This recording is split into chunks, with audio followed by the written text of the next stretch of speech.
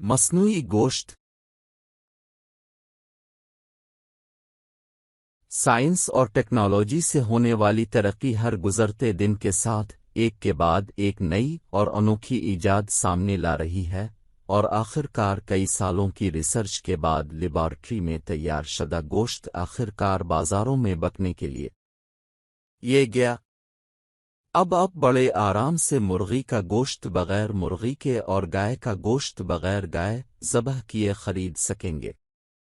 Laboratory میں پودوں سے تیار ہونے والے اس گوشت کو اور بھی کہتے ہیں، یہ پودوں سے بنایا ہوا پلانٹ میٹ ہے جو جانوروں کے بغیر لیبارٹری میں جانوروں کے سیل کی خصوصی نگہداشت کی صورت میں لیبارٹری میں تیار کیا گیا ہے۔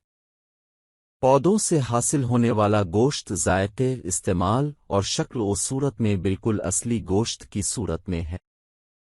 پودوں سے بنایا ہوا یہ مصنوعی گوشت عام طور پر سویا، مٹر، پھلیاں، مشروم، مونگ پھلی، ناریل کا تیل یا گندم کے گلوٹین سے بنایا جاتا ہے۔ اس کے علاوہ پودوں سے بننے والے گوشت میں کچھ پروٹین کا مرکب بھی ہوتا ہے۔ اس مصنوعی گوشت کو سرخ بنانے کے لیے قدرتی آئل اور فلیورز بھی شامل کیے جاتے ہیں۔ پودوں کے تیل کو اس مصنوعی گوشت کو چکنا بنانے اور ذائقہ بڑھانے یا چربی کی شکل دینے کے لیے بھی استعمال کیا جاتا ہے۔ امریکی کمپنی مرغی کے گوشت کا متبادل تیار کرنے کے لیے 1200 لیٹر کے بائیو ریئیکٹر استعمال کر رہی ہے۔ سنگاپور فوڈ ایجنسی نے حال ہی میں اس مصنوعی گوشت کو اپنے ملک میں بیچنے کی اجازت دی ہے۔